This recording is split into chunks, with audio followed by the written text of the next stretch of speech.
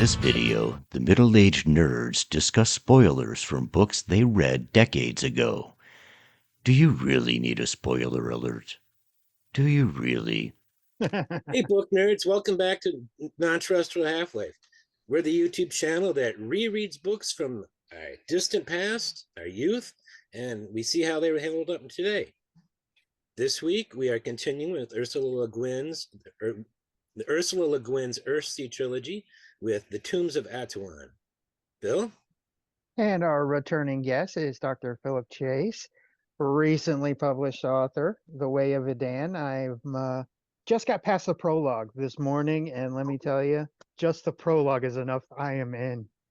All right. 100%. So congratulations on that. We are going to have a link in the down below where you can find the book and everything. But I got to tell you, just that prologue alone, ooh, is good.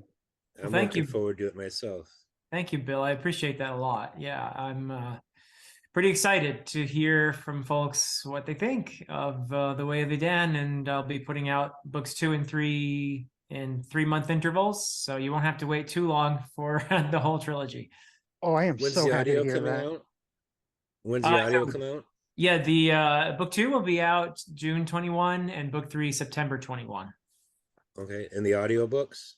Audiobooks, the first audiobook only will be out late summer. I don't have a firm date yet. Yeah. That's what I'm waiting on. Yeah. So, all right, Yeah, so but we're discussing The Tombs of Atuan. Bill, did you want to take charge? Yeah, no, I was just going to jump right in and say this is our second book in the Earthsea, The Tombs of Atuan, which to me has a very different feel than the first book. It felt more poetic, honestly. There are sections of this, especially where they're describing the first time that Arha is seeing the light in the chamber and the way it looks. There is an entire passage like this long that is just beautifully written, and it comes off as pure poetry. And I was like, I want to write this down. Just remember all of this. It's really beautifully done. I had vague recollections of this when I was young. I remembered a little girl, and I thought her name was Aha, not Arha. When I was a kid, even though I was reading it. So that was a little bit of a surprise to me. But yeah, this hit me way harder than I expected. I really like this one. I like this one a lot more than A Wizard of Earthsea, to be honest. And I think I remembered a bit more of it coming in. I remembered the image of the little girl with her head on the block and the guy who turns out to be Manon with the sword. That image was like, that's where that's from, because that image had been in my head for 40 years and I couldn't place it until rereading this starting last week. I'm like, now I know where that came from. So cool. Yeah, this was a great reread for me. I remember the book very fondly, and I love how there's obviously a gap in time between A Wizard of Earthsea and The Tombs of Atuan. Right. But there are so many nods in a way, or similarities or parallels too. For one thing, just from the beginning of A Wizard of Earthsea, you have a boy who is given his name, and in the beginning of The Tombs of Atuan, you have a girl whose name is taken away. Right. And it's really interesting, I think, how I think Le Guin was consciously reflecting Wizard of Earthsea in some ways in The Tombs of Atuan, and not least, I think, for feminist reasons, because probably this was something she wanted to engage with, to tell the story of a female here. The protagonist of this is a young woman. She's a girl when we first meet her, clearly, but she grows into a young woman. And I feel like it's not only a great story that works on the level of folktale and dream, and on the level of just a great read with some gorgeous prose, but it's also, I feel like, Le Guin wrestling with some questions about the treatment of women and women's place in a patriarchal society, how this young woman is relegated to a place in the shadows, a place that is forgotten, that is, in name only, there's power there, but it is very much neglected. And so I think she does some really interesting things in terms of social exploration too. So it's just a great, great read. I was amazed at the sort of cultish vibes I got right off the bat when they took her name. I'm like, okay, this is one of the tenets, is stripping identity, things Yeah, like that. I'm like, exactly. oh, this is, ugh. So I got creeped out, which is a good thing. That's not a bad thing. I think that's what she was going for. So, but yeah, Yeah, I caught on to that pretty quick. I'm like, ugh. And then, it gets into the nameless ones. You're like, ugh, okay. I see where we're going here. but But I got to disagree a little bit, Glenn. I can't say I yeah, like this better than the first book because I think without the first book, we don't really feel the same stakes that we feel in this one. So, okay, yeah, I got to put them on parallel paths because, I mean, Ged's just a strange that's fair. guy who shows up without that first book, but you Mm. really are invested when you're like, oh, it's Ged. Okay, that sucks you even further in. So, I think the I two just kind of go enjoyed hand it in a lot hand. more. I No, just that's fine. enjoyed this one a lot more. That's completely okay. So I had lot of fun time. I've probably listened to it 6 or 7 times since Thursday. It's just because it's so short in audiobook format, and I can just walk around the house listening to it, all day long, and just over and over and over. So it's like pounded it into my brain. Um, but yeah, you brought up the fact that her name and her identity was taken. That's the real root of it. That it goes straight. She's not stripped of just her name of Tanar. She's stripped of being anything other than the first priestess, and that's just that's a rotten thing to do to a kid, a rotten thing to do to anybody, let alone a child. But identity plays a part in not just Tanar struggling between being Tanar and Arha, but names. Everybody, the whole route to the magic is all about identity. That when you name someone, you're going to the root of who they are. Um, so yeah, those two are just really big deal in this book. I found, the whole idea of her being the eaten one, and just Yeah. having her just eaten away by these dark forces. I just can't help but think that this is like one of the most evil cults in Earthsea by far. I would definitely label this cult, and probably the cult of the God Kings. I don't know anything about the twin gods, but the two cults at least are pretty evil. And I know that's pretty judgy but they just the things they do just I think can't deal with it. I think Le Guin did a beautiful thing there where as she's growing up with it, that is all she knows. And her belief and grip to that religion and that identity as that person in that religion sort of becomes everything about her. See, I kind of at first I think she was pretty faithful when like when Penthe said, I don't really believe, but I believe they're there, but I don't really believe in them. Her unfaith, as Tanar ends up calling it. But I don't know, Tanar seems to she's overly aggressive at defending her faith. And that makes me think that she's very petulant about it. Makes me think she was to some extent doubting it, and probably started doubting it after that conversation with Penthe. I think she was doubting it even before she met Ged. See, I took that as yes, those were seeds that helped her sort of look at things differently. But at first, her fierce defense was because that is her identity. If you take that away from her, what is she? Yeah. She's nothing.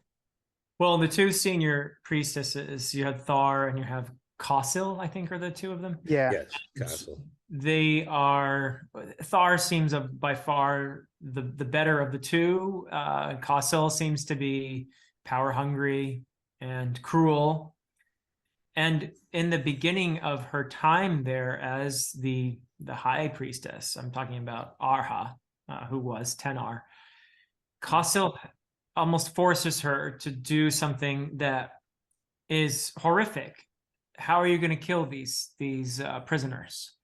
And by Yeah. doing that to her, she is creating a kind of situation where she has to become invested in this role. Because if this is all a bunch of nonsense, then she's killed these 3 human lives for nothing.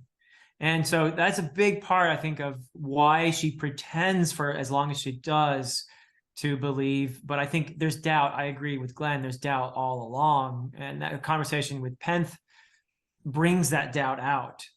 But she's been forced as a little girl into this position, and very cleverly, the Kossil particularly, but Thar as well, created this investment. They wrapped her identity. First, they stripped her of her identity, Right. and then they wrapped her around this identity of the High Priestess. And one of the key moments there was forcing her to make this decision about how are you going to kill these slaves. And you could see her like not wanting to do it, and then saying, well, maybe a bit. She's trying to kind of feel it out, and Yeah. Kossil at first is no. And then she's like, yes, that works, and she makes them starve to death, and it's a horrible death, and that haunts her. And that's a big reason why it's difficult for her, I think, to rebel and to leave, because she's been tied to this by that act. Having to decide on the form of execution of those prisoners, I think, kind of was a necessary step in her losing her belief and wanting to escape and get away, because it sent her down a path she ended up not liking. And that guilt, which is one of the themes I picked up on, there's a lot of it, I think, in her throughout. And I think that's why she didn't kill off Ged right away. Why she had that petulant cat playing with its food attitude going for a while there, with wanting to torment Ged. But I think it was like somebody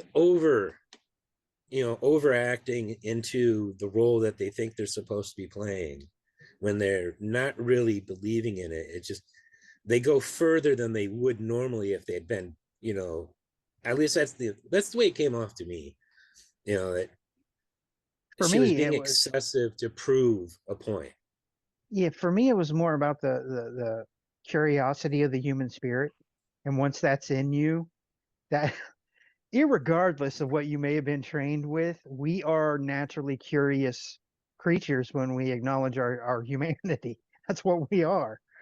I mean, we Yeah. see something we don't understand, we naturally want to understand it, or we duck our heads in the sand and hide from it. And she just didn't have that kind of spirit. There was too much curiosity in her. And I think seeing someone different, I mean, why else did she take, the talisman off his neck? I mean, Mhm. you would think a trophy when you first look at it, but you come to find out I think she's curious. She's curious about what he is, what he has, where his power comes from. And that curiosity is what leads her away from the darkness, I think, as much as anything else. Curious and afraid, right? I mean, Well, Yeah. yeah. I mean, When we she fear what finally we gets don't out, know. yeah. I mean, she finally gets out, and she's like, "What am I going to do now? Who am I now?" And she has to be. Ged has to kind of lead her along a little bit there, and she's terrified at the idea of meeting all these. She's happy in that one little mountainous spot that they Yeah. stop at. Can't we just stay here? Yeah. And, Yeah, she asks. Well, she's still pretty young too. She's what, 15, 16 at this point? She's a When teenager Ged, still. Yeah. Yeah, she's young. she's gonna be afraid of the big world, especially if she's never seen any of it. I mean, she thought that city in Kargad was a massive, huge, metropolitan area, and Ged's like, no, that's just a small town compared to what we have, in the rest, in the archipelago. Did you guys notice the reversal of Tolkien here? In Tolkien, they destroy a ring. In this book, they put it back together. They repair the ring.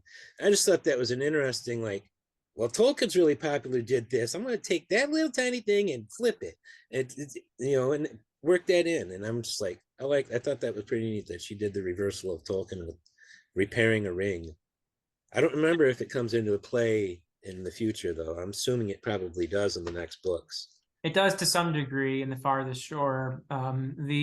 It's interesting too, though. Of course, the ring does the opposite of what the One Ring does in the Lord of the Rings, right? It's a ring of Yeah. peace, and Yeah, yeah, as yeah, opposed to yeah, power.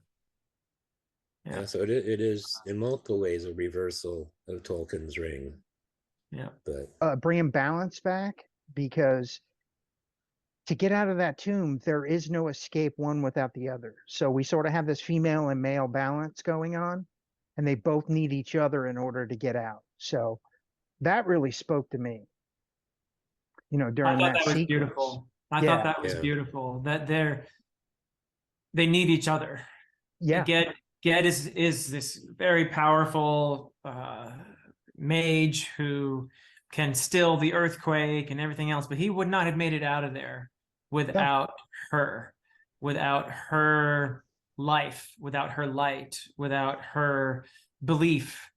He could not have done it. So he was utterly dependent on her in the same way that he was dependent on her when she was giving him food and water to survive. So it's an interesting. I love how this relationship unfolds. As you said, Glenn, earlier, she was toying with him a bit, or at least pretending to play this role. But there's the very fact that she kept him alive is telling you that she's very much doubting her role, and that she's curious about the outside, curious about life, curious. She's been in this womb all this time, in this yeah. darkness, and she's wanting to be born, to be reborn. It's really potent symbolically too, I think. But they really Ged, do need each other to get out. Yeah, midwife of Earthsea. yeah, yeah, Well, it's weird to see him, in that role where he's more like Ogeon than he is the Ged we knew. He's a little more leading, understanding. To see him mature like that was really refreshing. It's like, awesome. So he, And the we knew he grew, and just that feeling was okay. And he wasn't anger. He didn't yell at her. He didn't act like an idiot. He very calmly just talked to her, and kind of led her conciliatory. emotionally to where she needed to be. And I think the Ged from the first book would just not capable of that at all. He couldn't figure out how he felt, much less help somebody else take steps on their emotional journey. So I thought that was Yeah, awesome. I don't think the young Ged would have, maybe at the end of A Wizard of Earthsea, he might have been able to go do what, been able to do what he did here in this book. But I think a lot of it had to do with all the time he spent growing up, after A Wizard of Earthsea. yeah. He probably matured a lot. Yeah, Um, he's been talking to dragons and all kinds of stuff in the meantime. But Yeah. it's cool how this connects in terms of the plot. And I gather that Le Guin actually did not plan this sequel when she wrote A Wizard of Earthsea, that there were references that she just sort of wrote to sound cool in A Wizard of Earthsea about the ring of Erreth-Akbe and all of that stuff. But there was that moment in Wizard of Earthsea when he is lured onto that small island by his shadow, and he's a castaway there for a while, and he meets the old man and the old woman, and she's the one that gives yeah, him that half. I presume at that point, Le Guin did not know that that was going to be half of the ring of Erreth-Akbe or whatever. So I thought that was a really nice way for that one book to give birth to this other book, that there's this little link Yeah. there. Yeah. And it's a cool thing too, because it's also very I think it echoes the idea of Ged and Tenar needing each other to get out of there alive. It's like the two halves of this ring coming together. I thought that was a it's a beautiful matter of touch. trust. Yeah. It's a matter Yeah. of trust, which trust really comes up a lot, the whole between Ged and Tanar, Yeah. because they have to trust each other to get out of the dungeon, for lack of a better, the tombs, you know.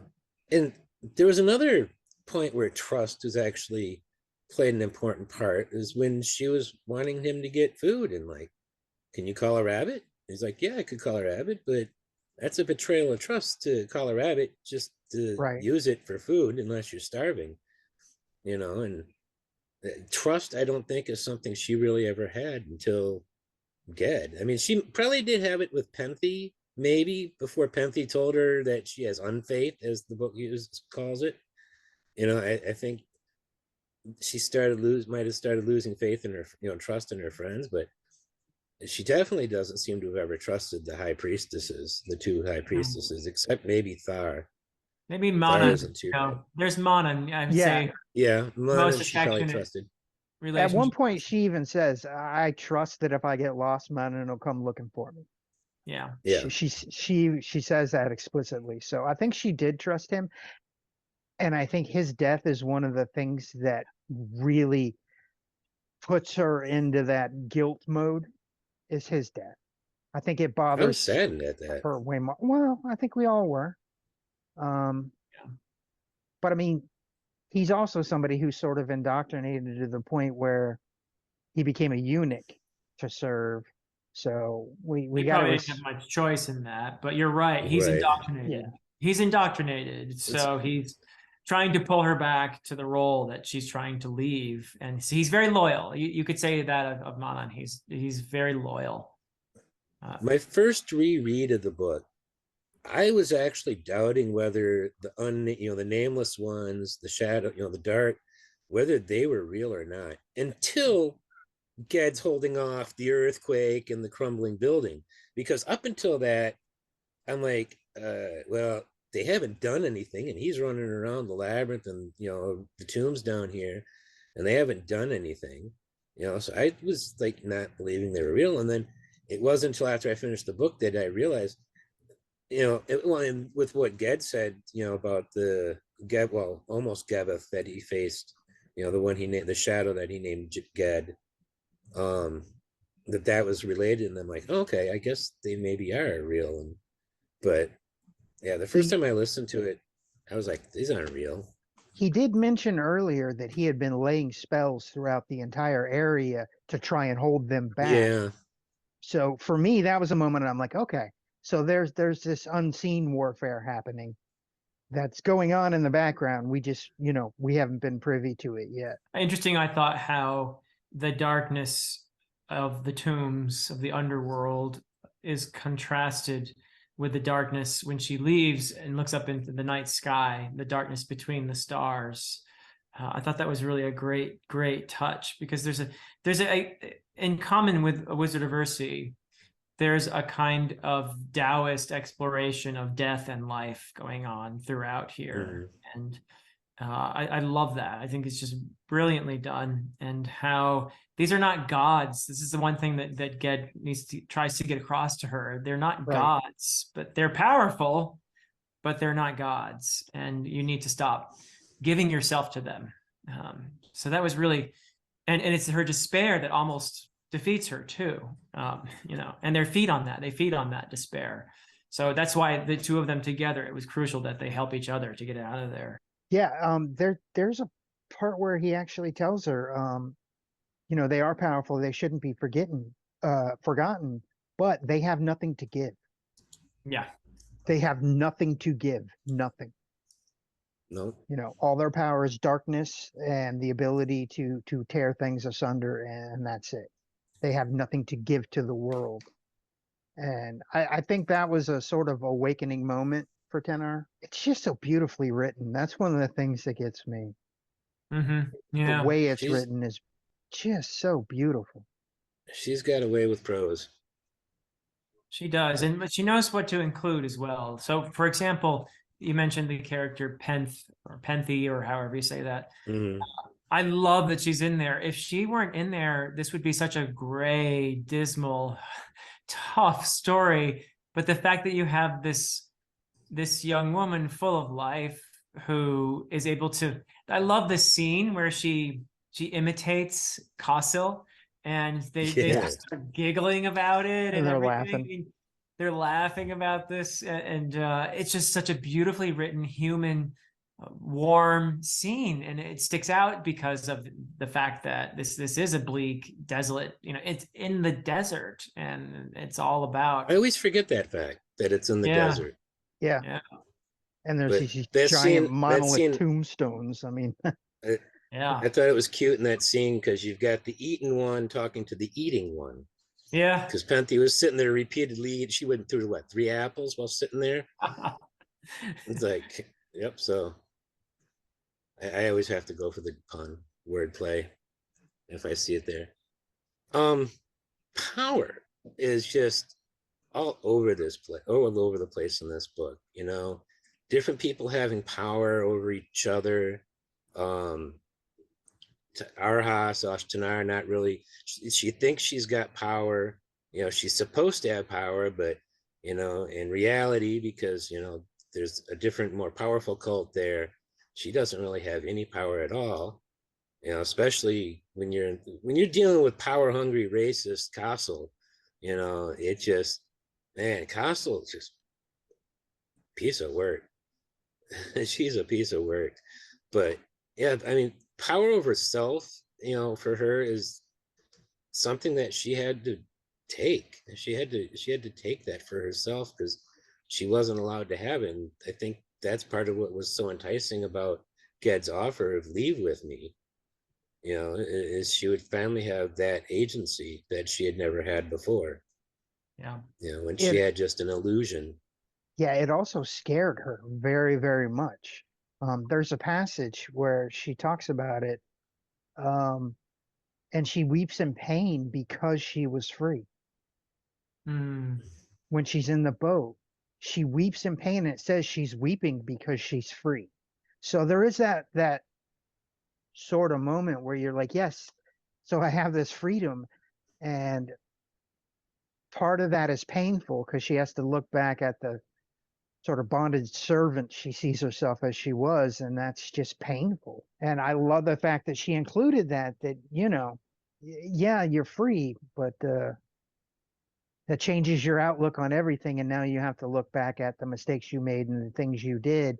There are consequences, which I think, you know, so far has been a running theme, is, you know, consequences. And I love the fact that there Yeah. are consequences. I was just going to say that didn't click for me. You know, I hadn't thought of the consequences aspect. That was good. Yeah. I thought another great thing about this book, it's such a short book, but somehow Le Guin succeeds in giving me a sense of the deep, vast history of this place in this very tight locale. Like until Yeah. the very end, everything happens within this temple complex.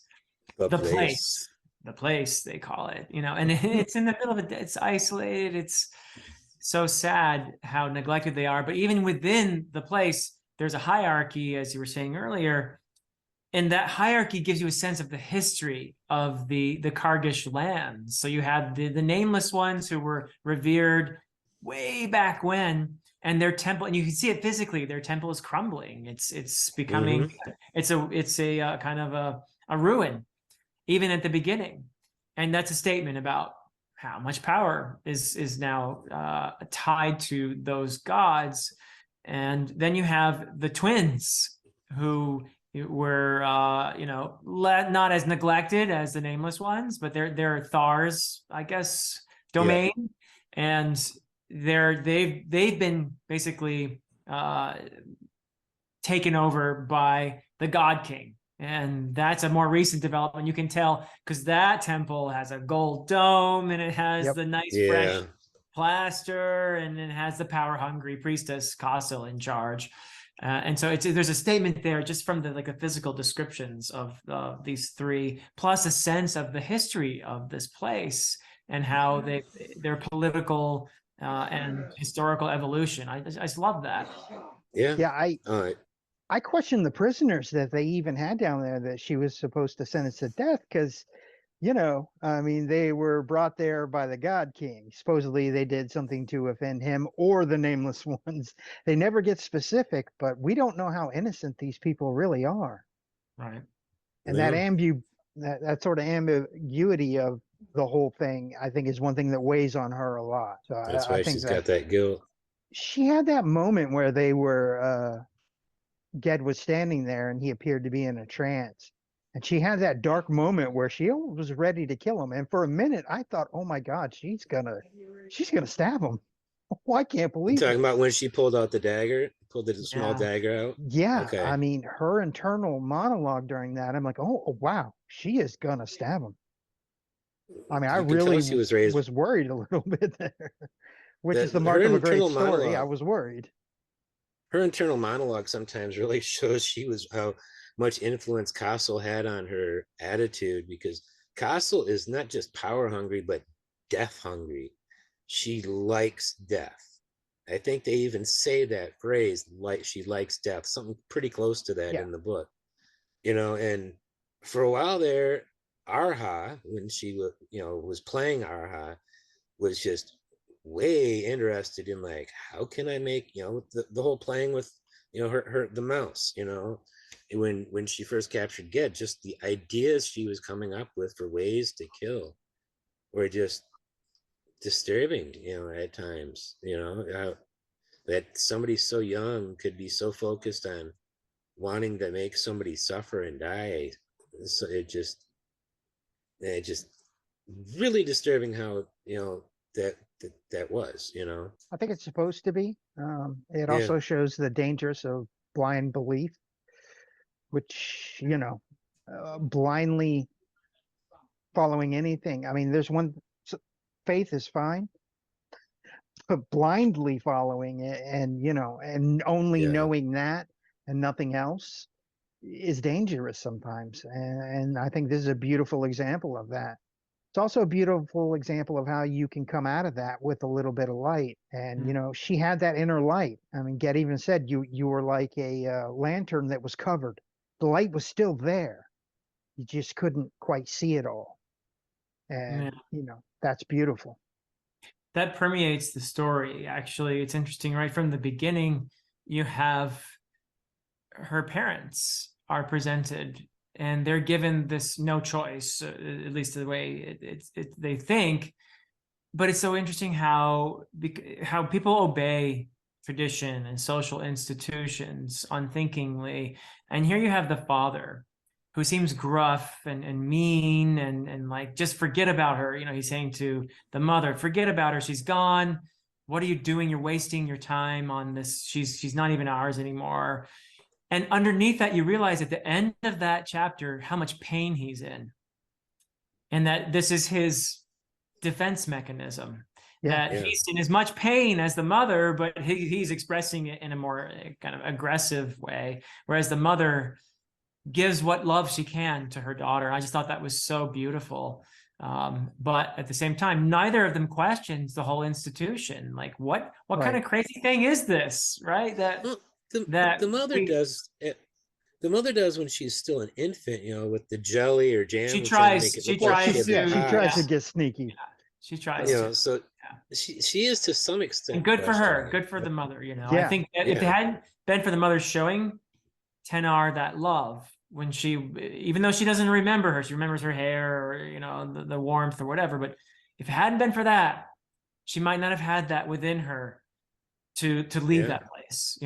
So that love was instilled in her by her mother. So I'd say the mother is in a way the hero of the story. I I, like I'd, that I'd take. agree. Her only memory is of the hearth and the fire, the warmth and the light. And I mean Yeah, I that, think she remembered blonde hair too, yeah, yeah, I think which she is the did. only reason why they point why.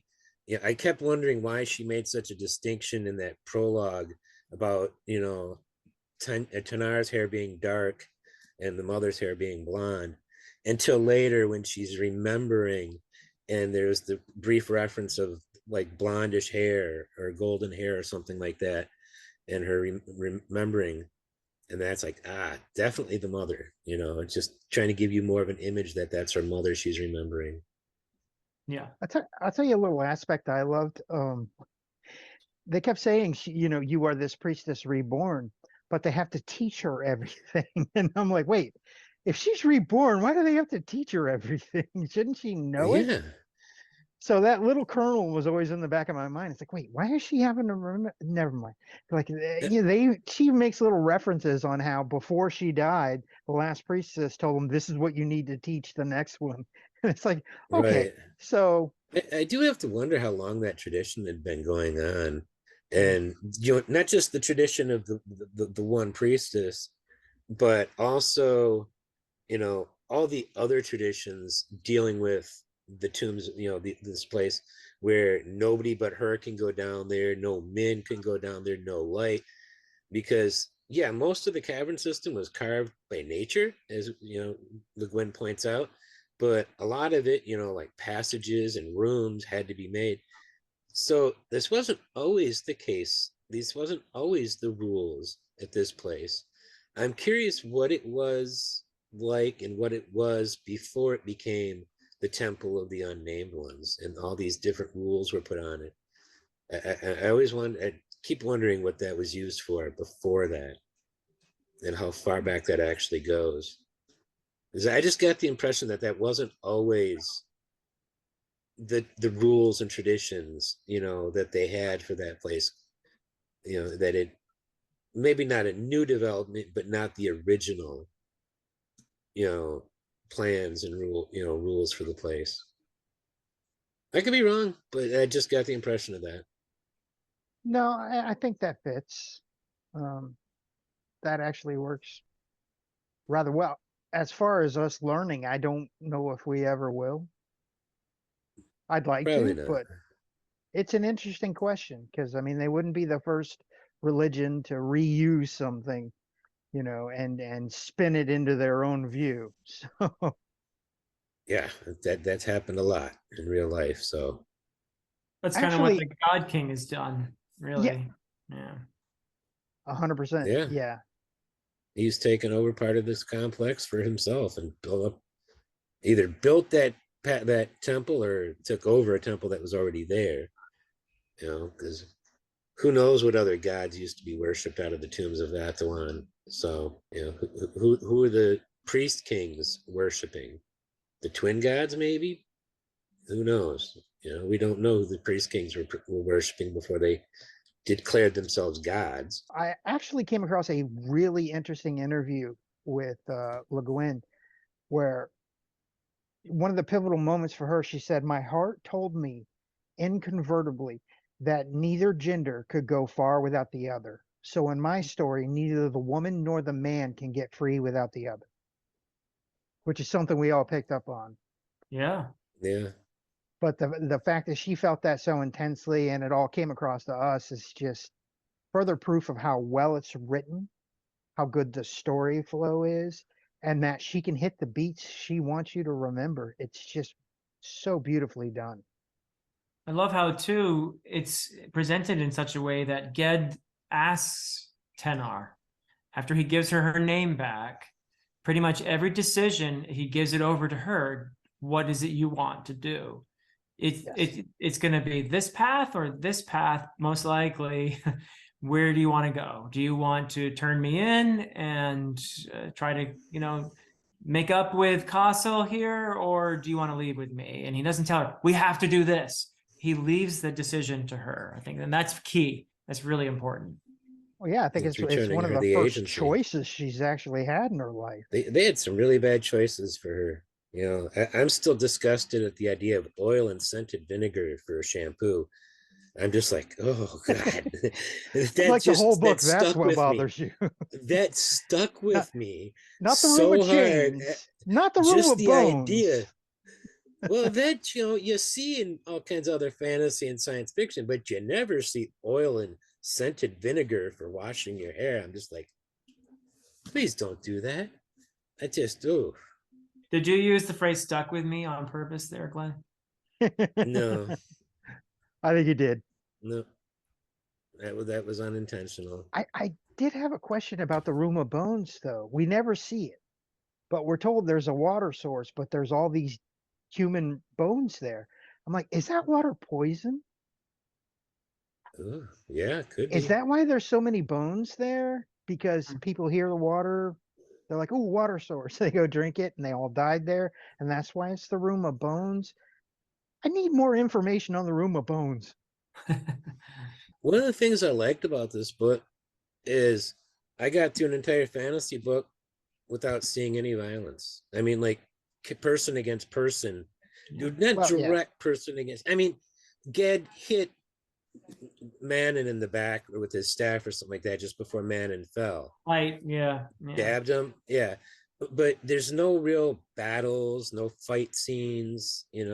It's not an action story, No. and that's so rare. It seems these days in fantasy.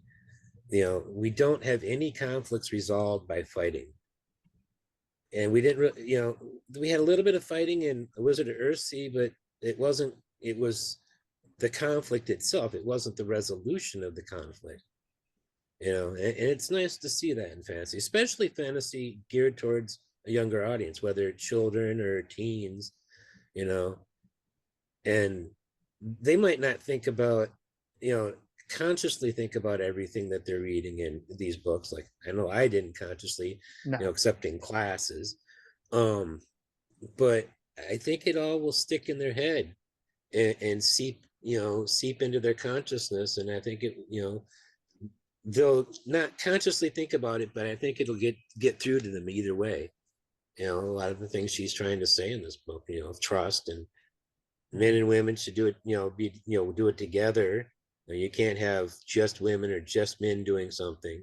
You got to trust each other, nonviolence, all that, really stick out.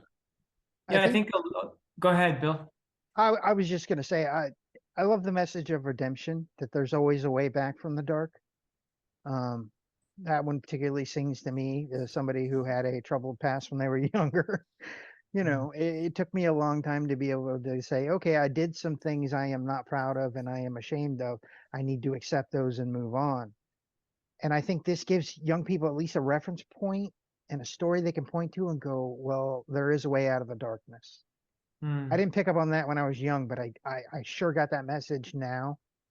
Call it life experience, I guess, or whatever. But I love that message, and it's in there, and you feel it. So yeah, that's part of, I think, in a way, it is related to Glenn's point about the lack of physical violence.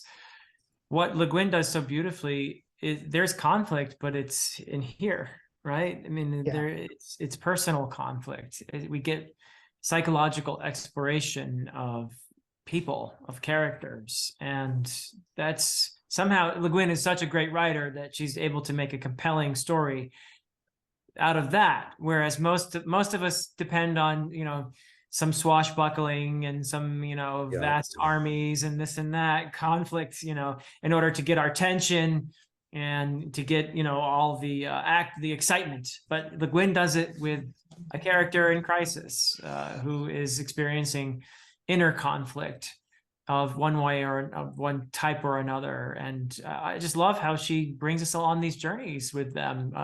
Each character so far in A Wizard of Mercy now and in Tombs of Atuan has experienced a rebirth. And it is about something I think that is just so relatable.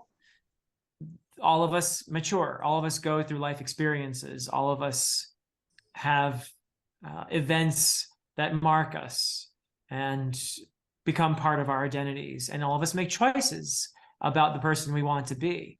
And she captures all of these beautifully in these stories. Very much so.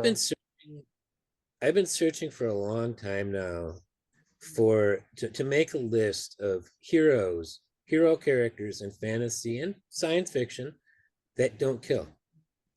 Not even kill an orc or a goblin.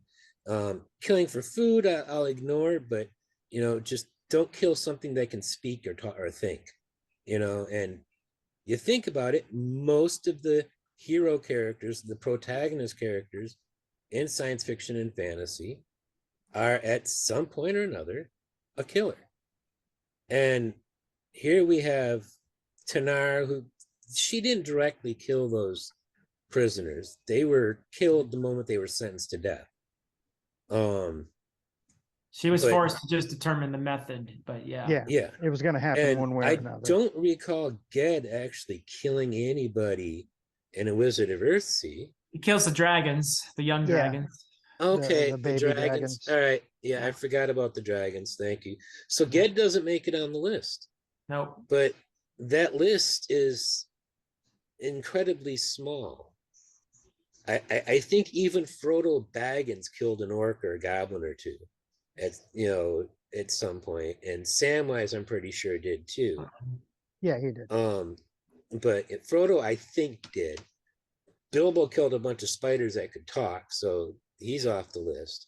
Yeah, It's I mean, even though I'm glad I'm not a spider fan. I don't deal with spiders. I think The Hobbit is why I have a fear of spiders. I read that when I was 8 years old. I think it really imprinted itself in my brain, that those Mirkwood forest spiders. But yeah, and I think Le Guin might be the one who's got more characters that could make it to my list, because she seems to avoid violence. And at least in the two books that I've reread, I don't remember. I remember a little bit of imagery from The Farthest Shore, and that's as far as I've read. I've never read any of her science fiction either, which is a serious blind spot I've got. I've got to fix that. But hopefully in the next year I'll have a chance. I absolutely love the way that Ged just subtly slips her true name to her, and then it just ends. I think that's a brilliant move on Le Guin's part. There's no explanation. There's no reaction from her. He just does it. And it just ends right there. And I'm like, that is brilliant. Because now I'm wondering, how is this going to affect her now that she knows her name? Yeah, I just kept reading the next chapter. Whoa. Well, Yeah. I did Yep. too, but I love the way she cut it off without any reaction. Yeah, you're right. Right It's then brilliant. and there in the scene. I love that. It sort of left me going, yes. So that was a little moment that stood out to me. Are there any particular moments or themes that stood out to either of you that we haven't touched on? But I am curious of what the difference is, what you remember from the first time when you were a kid and you first read this, to how you see it now. I get an Everything? impression Philip remembers it better from when you read it when you were young Yeah, compared to what I remember. I was old enough to grasp, I think, the what Le Guin was going for. I Yeah. was probably an older teen, right? Maybe even in my 20s the last time I read it. So yeah, I definitely understood it on a level of life journey and how it spoke to me and all of that. Yeah, I mean, I think we covered the major moments pretty well. Yeah. I do like near the end, one thing we didn't talk about yet is the idea that she's going to obviously just full out civilization, going to live in a big city on Havnor is would be overwhelming, and she gets that across to Ged, and he thinks, where can I do? Oh, Ogian, or Ogian. Yeah. Yeah. Yeah. I love that he's going to bring her to him, to a place to heal, a place to discover herself, which is definitely what it was for him too. So I thought that was a really nice stroke, and that becomes important in Tehanu as well. But yeah, I picked up on that with reading recently about the books. I still haven't. After we do The Farthest Shore, I think I'm going to continue on reading I am as Earthsea well. for a little ways, because I've ordered the illustrated copy. I'm going all in. So and that They're has the all in short here. stories. Yep, that has the short stories you were talking about, Bill. It does. Yeah, I It know. has everything. So Farthest I've got Wind, all the short stories. Yeah, I should I've have got it the by the next ebook of time we that. film. So yeah, this big chunky thing here. Let me tell you, Nice. it's hard to hold this thing up to read, though. I bet. That's why I got that's why I've been reading audiobook or ebook. I've got the ebook version of that, and I read along, and some nice illustrations in there. Yeah. I got all of Wheel of Time hardcover. So I'm used to dealing with the bulky It'll big build up your books. muscles. Yeah. Well, that's like a dictionary right there. Yeah. The size and weight of a dictionary. I've seen it at the library. It's just, that's a chunky book, really big book. So I'm looking forward to it though. So because I'm going to keep yes. reading and want to get to the short stories, and then I might just go through Wizard of Earthsea and start all over, so I can get everything in chronological order. Have you read much? Either of you read much outside of the Earthsea stuff of Le Guin's? Not so much. There's a I couple haven't. short stories. One of her short stories I teach, or used to teach every semester, the ones that walk away from Omelas, which is brilliant. And I'm not going to spoil it for anyone who might not have read it before, but it's such an astute social commentary and a mirror held up to humanity. It's just so Oh, clear. And no. it's one of those things where you figure Like out what it is, and you're like, oh, whoa, and it's kind of mind blowing. But I'll look yeah, for that one. as soon as you Is that said one of the ones holds a that's mirror up to humanity, no, I it's went, it's not an oh. Earthsea. It's not an Earthsea Okay. story. No. I'll find it. I'll find it. Have you read Left-Handed Darkness or the Hamish series? No. Left-Handed Darkness is on my TBR. It's been on my TBR for just about as long as all the Gene Wolfe stuff's been on my TBR. And I finally got my first Gene Wolfe book under my belt. So, but yeah, Le Guin is definitely going to be on my TBR for the rest of the year. That's for sure. Because I so many of there's like 6 books now, 6 books I think in total, and I only ever read the first 3, and it's like all the rest came out years after, I had read these. So, as a matter of fact, those are the covers that I read when I was a kid. Those are Okay. Me the too. exact covers that The I read. covers behind Bill. Yeah. Yeah, that's why I Yeah, picked them. I I'm love like, I those. remember these specifically. Yeah. Yep. That's what I always picture when I hear the name Ursula Le Guin. So I think we had to get everything covered. Had a good conversation. Thank you, Philip, for coming on again. Thank you And both. It was a pleasure Yes. to. I love talking about Le Guin's beautiful Earthsea books. They're like coming home for me. So I appreciate you inviting me. I'm glad you came. I'm glad to have you in 3 more weeks from now. Have you back for The Farthest Shore. Bill, thanks for joining me on this crazy little channel. Always, man. Yeah, It's and going to be interesting. I gotta thank you, man. I didn't realize how much I had missed Ursula K. Le Guin's writing as a younger person. I wasn't that old, and now I have a new appreciation and sort of love for her prose, especially. And I'm just so thank you for involving me in this No whole problem. mess. You're as much of the reason why it happened, but I'm glad somebody joined me on doing this reread channel because I was thinking of it for a while. Well, you guys at home, thanks for watching. Please watch in 3 more weeks when we have Philip back to discuss the last book. And hey, don't forget to be awesome.